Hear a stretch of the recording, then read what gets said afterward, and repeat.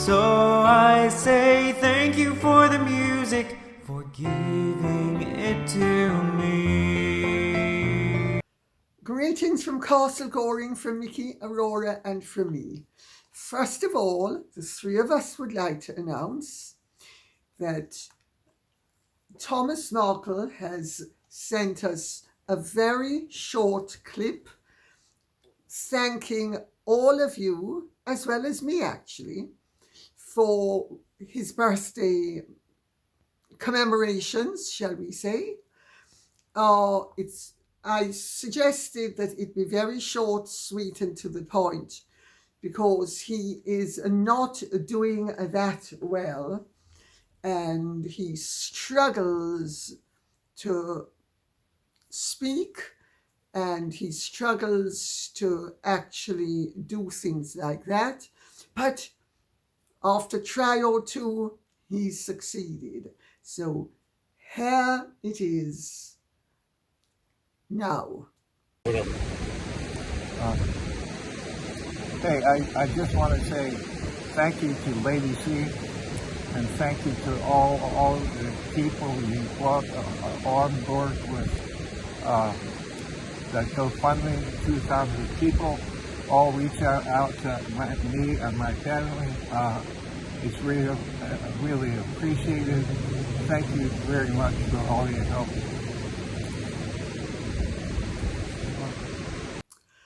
And without further ado, if Mickey will permit me, I am going to plunge in with, first of all, a correction and clarification, and then the content, some of which is quite weighty, as you will see in a minute or two. But hopefully it is going to be all interesting and somehow, if not uplifting, at least edifying.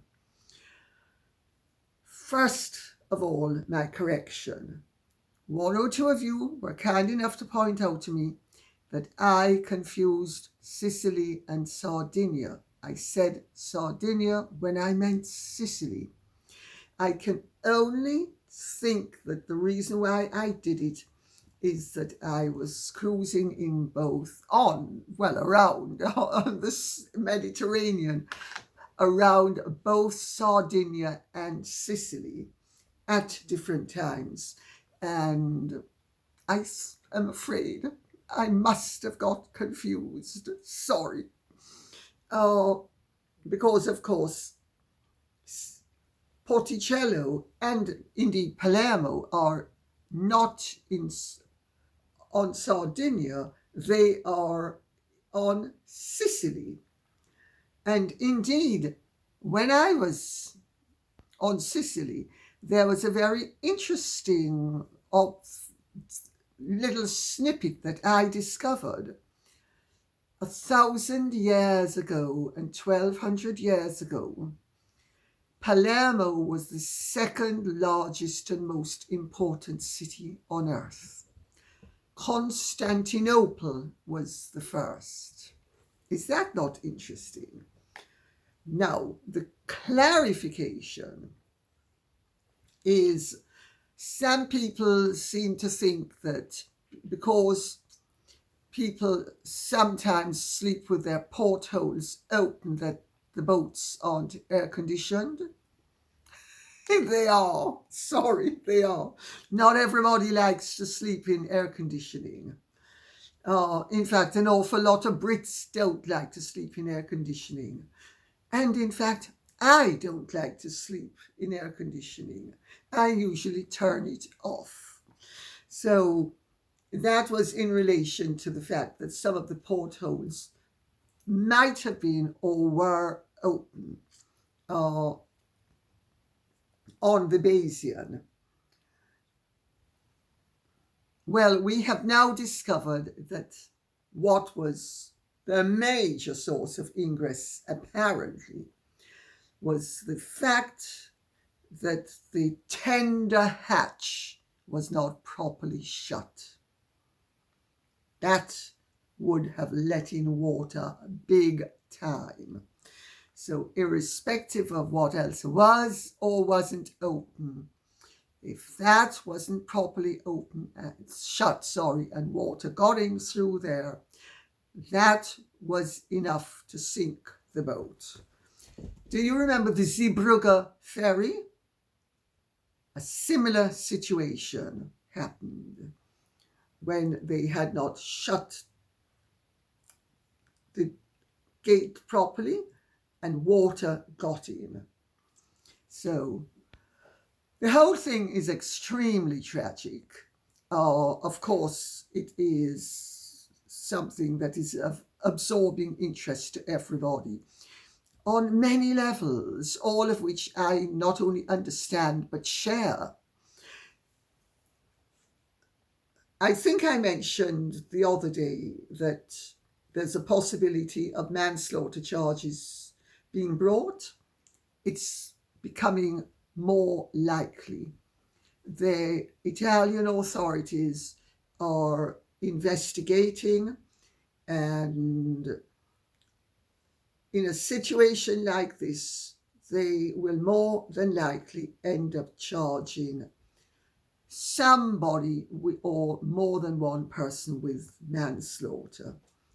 At the moment, the primary person is James Cutfield, who was the captain of the ship, experienced. Then the first mate, who's only 22 years old, his name is Griffith, but I think he's a French citizen, so maybe he's an expat progeny. He seems to be in the frame as well. But, it could turn out that whoever was supposed to have shut that tender door and didn't is the person who actually is ultimately responsible. But this is speculation. But the ratio from crew to guest was very generous. 10 crew, 12 guests. Only one crew failed to survive. 6 of the 12 guests didn't. And it seems to have become more obvious that they actually were not found in their cabins, but that they had got out of their cabins and were huddled together and got trapped below. How true that is, we don't know. One can only go off what one is hearing. But there are many questions that are being asked. Who was on the lookout? You're supposed to have somebody watching, especially when the weather is bad. Who was on duty on the bridge? Why wasn't the engine turned on once the weather element, let's leave it at that to be as neutral as possible, became apparent? Why wasn't the keel lowered? Possibly the keel didn't need to be lowered if the tender hatch had been shut, but the tender hatch wasn't shut properly.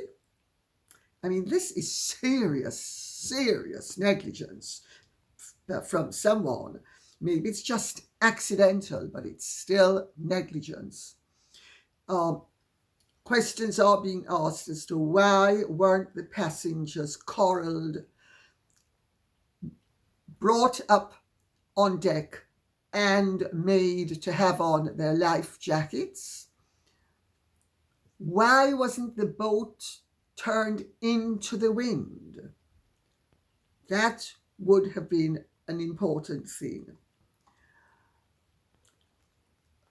The mast, contrary to earlier reports, seems to have not snapped, or if it did, only the very top of it snapped. But there is photographic evidence that the lights in the boat failed shortly before it sank.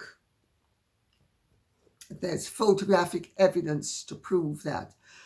That suggests, in fact, it more than suggests, it actually proves that there was an ingress of water which incapacitated the boat electrically as it overpowered the boat, and within a short space of time it sank. Now, there have been reports of it taking a minute to sink, including by some of those who survived. Evidently, the whole incident, and it's all tracked by the equipment, took 16 minutes. The last 6 of which should have alerted the crew that cautionary, if not precautionary, measures needed to be put into place, and clearly were not. There's now talk of raising the boat. It will cost 15 million euros minimum to raise it. Who is going to pay it becomes a matter for the insurers, because there would be various elements that would be insured separately. The keel would be insured separately from possessions inside, etc., etc. But we're not going into that. Those are trivialities. So what I will now do is hop in with questions about this, and then we move on to rather less momentous, but potentially even more catastrophic elements elsewhere. Warm wool socks good. Some of these names. I'm sorry to inform you, but the water spout is indeed something that the UK-USA military are capable of inducing. Well, let me put it this way. The Sir William Baden-Powell, which was beside it and which struggled to avoid crashing into it, survived without any trouble whatsoever. And the Bayesian was built to withstand hurricane category 5 inclement weather. Indeed, one of his sister boats has survived Hurricane Katrina, so with similar design. So I think that says something. Obviously, the manufacturers are eager to point out it was human error, but it would appear it was human error. So then, wool socks so good continues. Using the Bayesian theorem model, you will find the odds on the coincidence spoken of are 1 in a billion. Maths specialists, not me, can do the math there.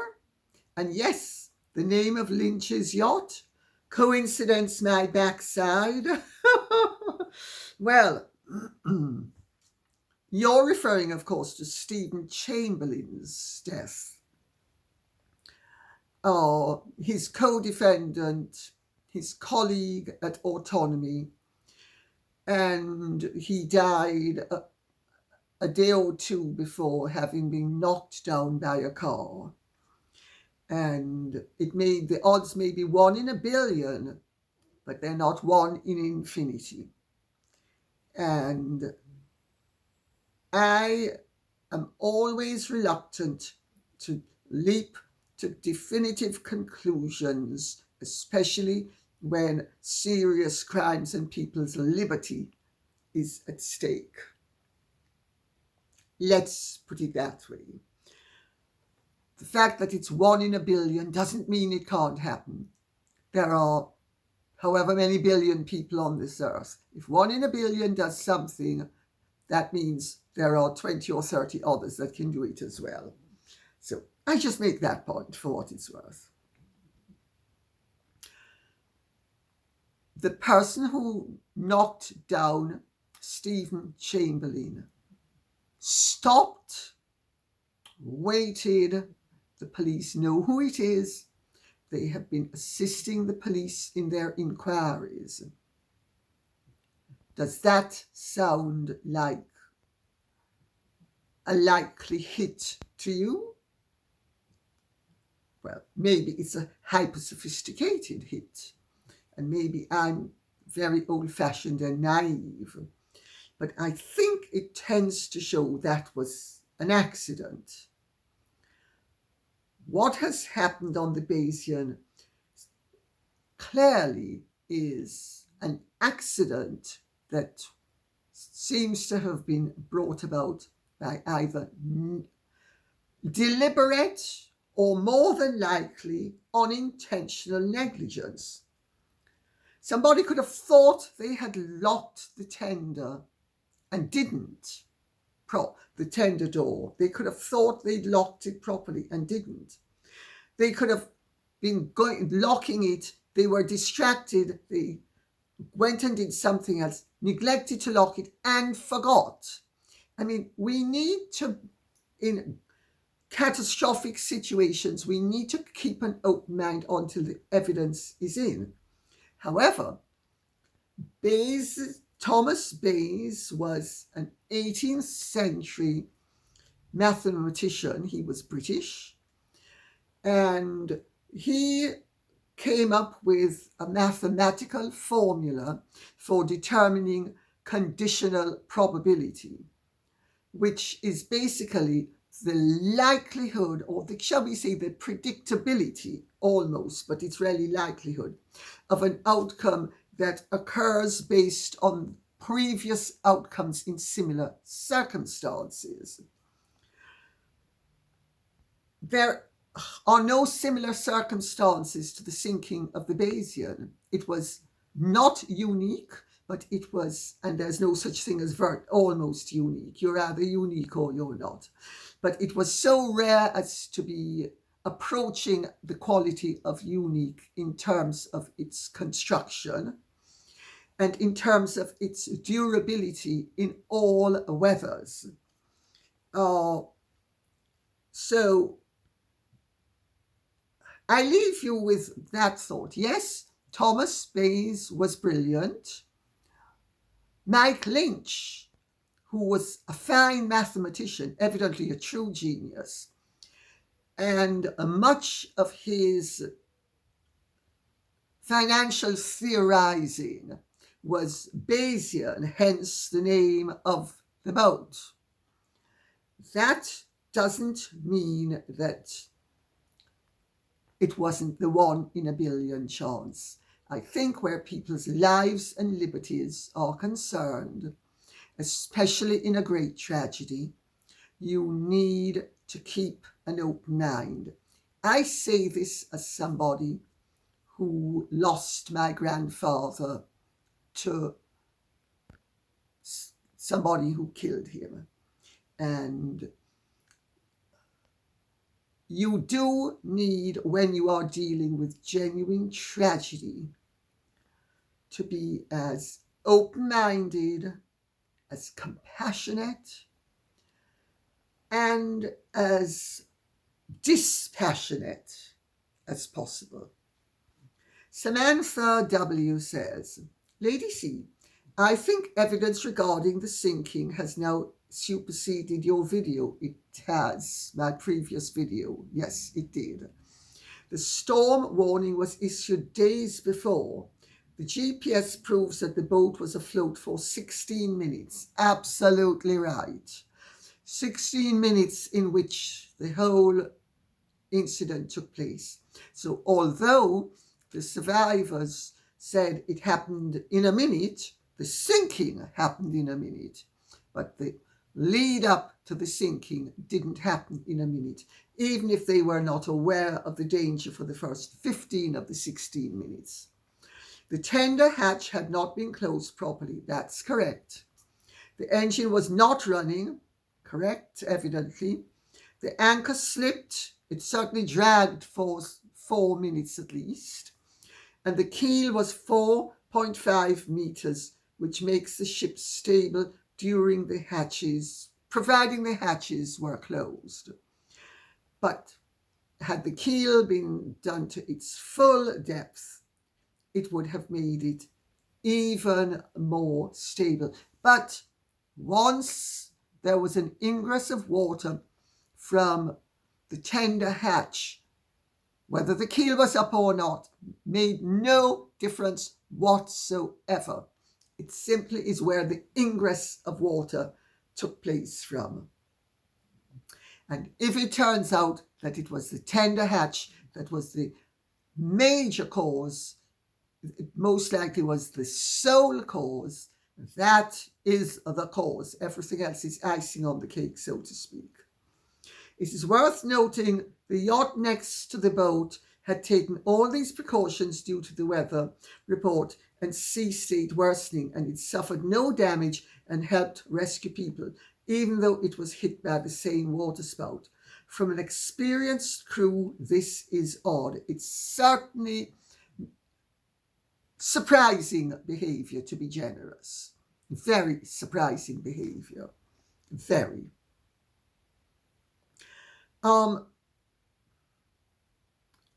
The Sir William Baden-Powell survived because it did everything it was supposed to do. And it's clearly a boat of inferior quality in every way, shape and form to the Bayesian. But you know, no matter how superb something is, if it's going to be mucked up, it will be mucked up. I don't want to pour fuel on the fire because at least 2 people are looking at serious criminal charges and possibly years in prison. And if it should emerge that there was malafidus and that it really was no coincidence, that would be too dreadful for words. But I hope, if not suspect, that that will not be the case. What might be the case, though, is somebody is going to discover that somebody was given an order to close the tender hatch and didn't close it properly. They might have thought they closed it properly.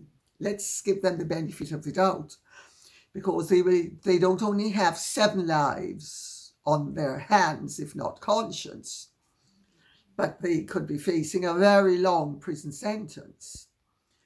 But these are things that need to be investigated, and in the meantime, I think we can only keep an open mind. Terry Skiro says, yes, they think the hatches were open. Well, I'd said originally that it was the hatches and the portholes that I thought, because I know what people are like on boats like that. Not everybody wants to sleep with air conditioning. People like sleeping with the portholes open. And actually, it's nice to have the portholes open. And it's nice to be connected to the sea, which you aren't quite so closely when you are in a sealed porthole in an air-conditioned cabin. I just make that point for what it's worth. I already took 6 minutes to sink, but reports from survivors say it went down faster, still very odd. But the whole thing is very odd, but it isn't if it was genuine human negligence stroke error. It could have been something, just one simple thing. That is why it is so important in life for people to do their job properly. You know, I'm going to make a point. A lot of boats are manned, and the word is manned whether it's by men or women. So I'm sure our community is not going to expect me to say humaned. So, because we're far too civilized, intelligent, and sophisticated to put up with nonsense like that or expect it from anybody, including me. These boats are often manned by young people. Young people are far more liable to make what you can almost call incidental errors that by and large never have consequences, but occasionally do. No, I'm not saying it was a young person, but I am not going to be putting James Cutfield in the frame because he ultimately has responsibility. But he doesn't have responsibility for something if he's told a member of crew to do something and they haven't done it properly, but he thinks they've done it. So, I mean, he is facing serious charges. So, also, of course, if the portholes were open as well, it would have gone down even more quickly because once it started to take on water, but whatever happened, and we don't really know yet because we don't have enough information, and I'm sure we will find out eventually, because this is a genuine human tragedy and people are interested, as they would be. I mean, a beautiful 18-year-old girl, James Bloomer, who used to be the head of Hiscox, the insurance company that used to insure this and all of the other castles and palaces and stately homes in this country, if not all of them, most of them. He used to insure us. He's gone. I have friends who know him very well. You know, he was a really nice guy. His wife was evidently lovely. The American lawyer and the wife were lovely. Evidently, poor child, 18 years old. Lovely looking girl, everything to live for. I mean, it's just, the whole thing is a genuine tragedy. But I'm going to say what Giovanni Costantino, the chief executive of the firm which built the Bayesian, had to say. He's initially, when he, as did I, thought that they were in their cabins, he used the word absurd to say that they were in their cabins. He said, why were they in their cabins? Well, it turns out that they were not in their cabins, evidently, unless they were all in one cabin, but I think not. They were evidently all huddled together. So that suggests they were in the saloon and that they weren't able to get out, or that the boat sank too quickly while they were on their way out and they never got out. But this is pure speculation, because as the boat was taking on water, furniture would have got dislodged, etc., etc. I mean, it's a terrible, terrible thing to have happened. But he then said, local fishermen saw the storm was coming. Why did no one on board the Bayesian realize? From 3:50 a.m., the captain had 4 minutes to get the passengers out of their cabins.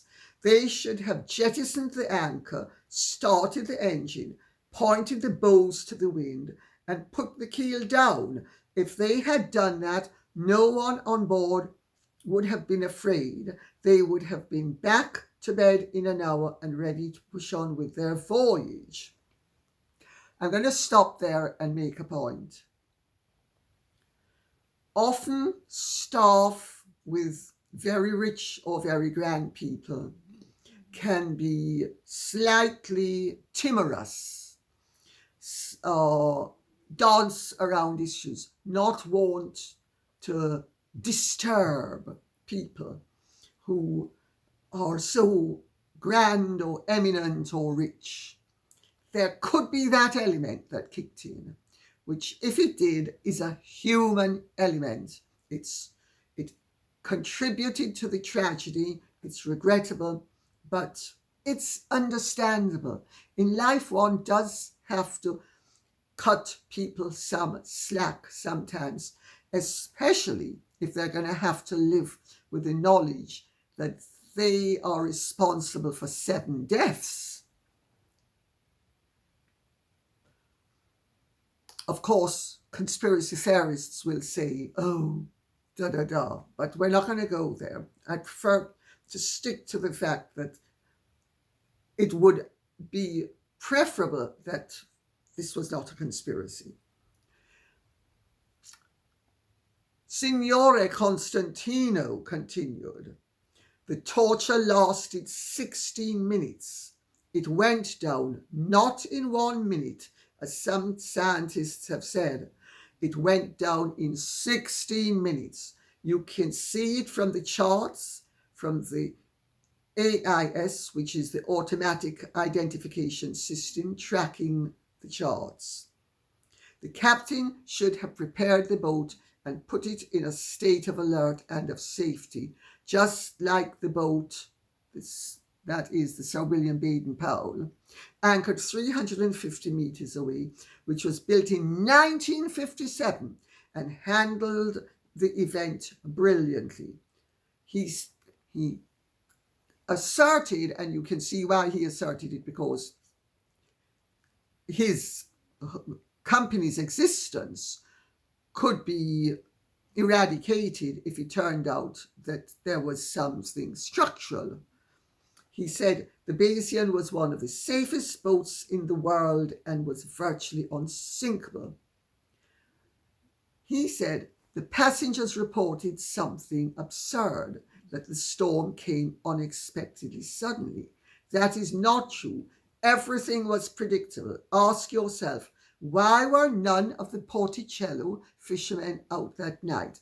A fisherman checks the condition and a ship doesn't. The disturbance was completely readable on all the weather maps. It was impossible not to know. We have been in situations where we had to deal with bad weather, and a responsible crew makes sure that everybody is safe. Now, people are saying, why is it that all but one of the crew survived and only half of the passengers survived? Well, I think I know the answer to that question, because the passengers who were downstairs had not been yet marshalled or ordered upstairs, which they should have been, because that's what a crew is there for. The law of the sea is the captain has absolute authority over everybody, even over a billionaire. They should have been ordered upstairs onto the deck, or if not onto the deck, so near to the deck that no matter what happened, they could have got access to the sea itself, instead of which they were trapped downstairs. So I think we leave that for the moment. Tragic. And I mean, my heart goes out to all the families involved. And I really hope that this is a situation that certainly in our community, we will be able to handle with finesse, heart, and decorum. Anne Moore says, Lady C, what do you make of former BBC Royal Correspondent Jenny Bond praising Meghan Markle in OK Magazine for encouraging Prince Harry to leave the past behind and move on? God have mercy, spare me. Well, let's have some levity after the gravity. According to OK Magazine, that ridiculous woman, Jenny Bond, I mean, she is such a joke. that really one could bottle her and sell her as a comedian. But anyway, she's quoted as saying, if Meghan is encouraging Harry to leave the past behind and move on, then I think it is a healthy move. They have made their decision, left the working royal family and left the UK. Brooding on the perceived injustices of the past and reliving old quarrels is a waste of a life. And I think Meghan sees that. Well, I know enough about the way the media work to be able to cut Jenny Bond, preposterous and ridiculous as she's, some slack in this instance. She's obviously one of the go-to people for OK magazine or Markelian publications and Heroldian publications. When they want something positive, they say, ask her the question, and she answers it in such a way that they can use the quote. I mean, I'm only rung up when people want the truth, which means very often don't ring me up because they know I'm going to speak it. So, and certainly I wouldn't go with OK, certainly not now. In the olden days when OK was OK and it was run by people we knew, that was a different matter. But now I don't think so. But anyway, to cut her some slack, as I said, if you examine what she has said, they've asked her the question and they want a positive response, and she gives it. She almost doesn't say it is her belief. She said, where she does err on the side of, shall we say, suck-up merchantism, or brown lipstick, Jenny with the brown lipstick, is when she says that and she's right, brooding on the perceived injustices of the past and reliving old quarrels is a waste of a life. Then she says, and I think Meghan sees that. That's the mistake she made. She shouldn't have said that, because Meghan clearly doesn't see that. Meghan can't see that.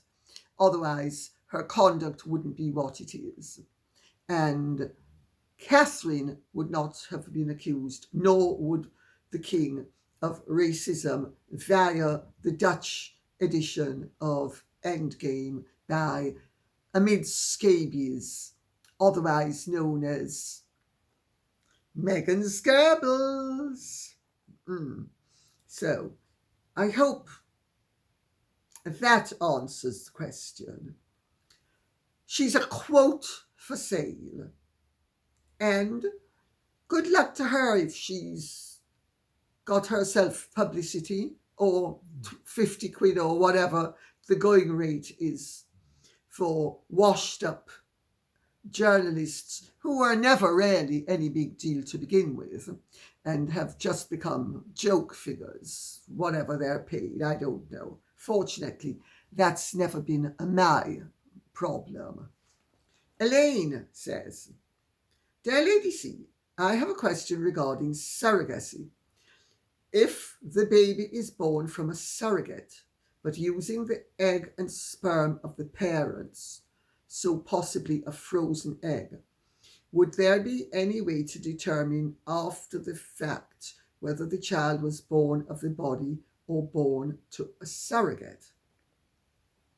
The child in this case would have DNA of both parents and no genetic material from the surrogate, wouldn't it? That's right, it wouldn't. Just because somebody bears a child for someone else doesn't mean that they get their DNA injected into the equation. Sorry, it's not in. So there would be no way of telling if a husband's and wife's, shall we say, biological material was used. This being YouTube, one needs to be decorous. There would be no way of telling, once the child was born, who had borne it, because there is no way of telling, once a child is born, whether it was born by the host ovum or the carrier of the child, because it would be completely genetically the biological issue of the donors of the male and female substances. That would still mean in England that as long as the wife didn't bear the child, it was illegitimate. In America, that would not be the case, but in the United Kingdom, it would be the case.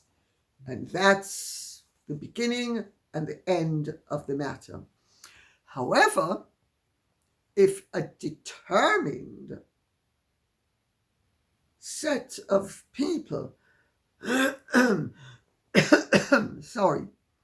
if a determined set of people decided that they were going to pass off the product of a surrogacy as if it had been born to the legal wife, who was the biological donor of the ovum, unless there was proof that a surrogacy arrangement had taken place, or unless the wife in question could be gynecologically examined for whether she had given birth or not. Presuming she had never given birth, it would be able to be determined by an obstetric and gynecological examination that she had never given birth. That's the only way they would be able to rumble what effectively would be the fraud. Let's answer the question like that, because since this is a purely hypothetical matter, I think we can call a spade a spade. Sherry Holland says, Lady C, psychologist here, are you referring to the Dark Triad re Ms. Markle? Hi from Australia. I am. But I don't think that Meghan Markle exhibits the signs of the Dark Triad alone. And for those of you who don't know, the Dark Triad is narcissism, sociopathy, and Machiavellianism. But I think that Meghan's behavior indicates she also has histrionic characteristics. So it's not the Dark Triad because it's not a triangle, it's a quadrangle, at least. So I just make that point for what it's worth, purely going off her behavior. I also think she exhibits signs of genuine paranoia. Now, Dark Triad, even with the fourth element of histrionic, would almost guarantee that there would be some element of paranoia. But I suspect she is also rarely paranoid. Of course, with those personality traits, she would exhibit paranoid tendencies and paranoid behavior and paranoid thinking, even if she was not classically, clinically paranoid. I hope you agree. Do let me know, Sherry Holland. Steph Asherla says, perhaps the crux of Harry's dilemma is that he had no success in building lasting relationships with more suitable women before he met Meghan. Maybe he couldn't attract or sustain a dignified relationship and finally resorted to that which he could get. That's a very good point. Chelsea Davy chucked him over, and Cressida Bonus was not eager to become Princess Henry of Wales, Duchess of Sussex. She was not either. Now, I know Harry was ungentlemanly enough to state in spare that he chucked her over. My understanding is he knew he was going to stand a good chance of being pushed, so he decided to jump. In my book, Meghan and Harry, the Real Story, I describe a situation where he was trying to find himself a nice, well-bred girl. And a friend of my children's, who's a baroness 3 times over, he organised a blind date with, and she just thought he was hopeless. I didn't want to know.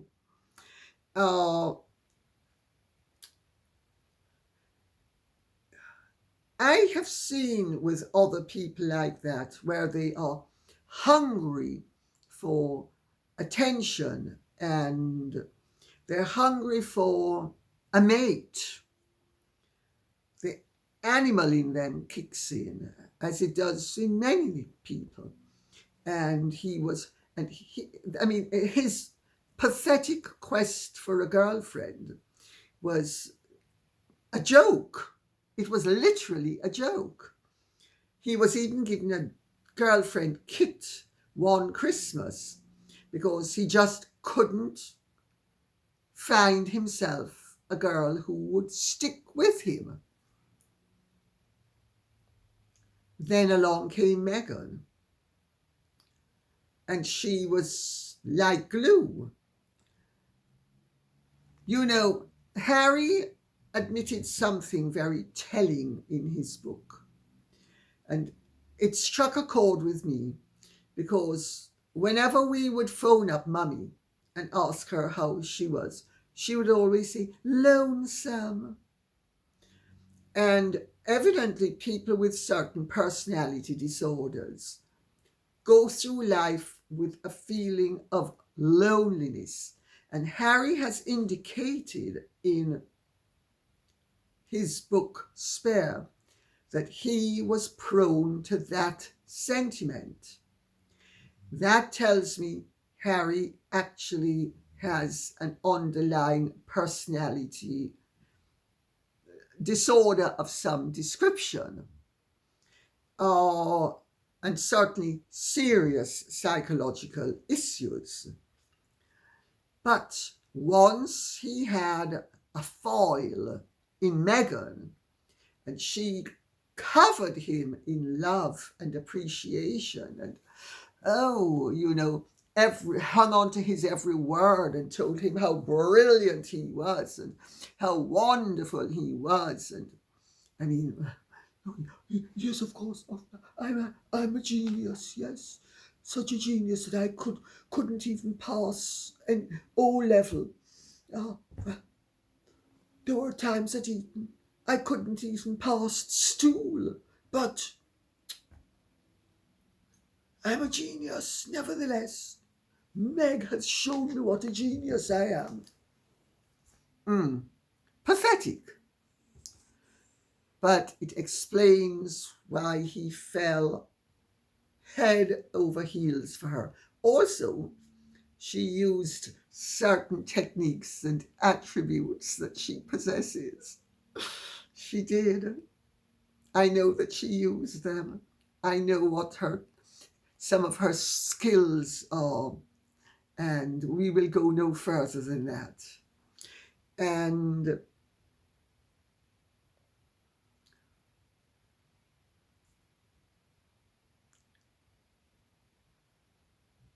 he came across a predator and she gobbled him up. The thing is, he didn't even realize he was being consumed as a meal. He thought he was being consumed for pleasure and love and all the delights that would go along with that sort of thing. Really sad. And BMA GRL says, so that was a BMA girl says, "Dear Lady C, as a psychologist, I can attest to the fact that Walmart Wallace is not, big block capitals, insane. Insanity is not a clinical term. It is a legal term that means that the defendant does not know that what they are doing is wrong. Therefore, they cannot be held legally responsible for their actions. However, there is a vast difference between not understanding what one is doing is wrong and retaining an understanding of the wrongness of one's actions, but simply not caring. That's psychopathy. The latter is the case with Walmart Wallace, in this person's opinion, I hasten to add. She certainly presents with behaviours that coexist under the umbrella of the Dark Triad: Machiavellianism, subclinical narcissism, and psychopathy, that share certain features, including emotional coldness, duplicity, and aggressiveness. And she has so clearly demonstrated characteristics of the cluster B personality disorders as delineated in the DSM-VTR, which comprises personality disorders with dramatic, emotional, or erratic behaviors, and of which psychopathy plays a prominent part. Specifically, it is my professional opinion that she has presented with enough of the diagnostic criteria to diagnose her with narcissistic personality disorder, which includes the psychopathic characteristic of exploitative behaviors and lacking in empathy, as there are 9 diagnostic criteria, of which only 5 are necessary for a diagnosis, but she presents with all 9. However, I also believe that she could be diagnosed with features of antisocial personality disorder as well, demonstrating the characteristic of lying, deception, and manipulation for profit, or self-amusement and lack of remorse for actions. So no, she is not insane, for she knows very well what she is doing, but she just doesn't care. She is a psychopath, of which about 50% is genetic, and to a certain extent so is Sparry. God help those kids with that gene pool in which to swim daily.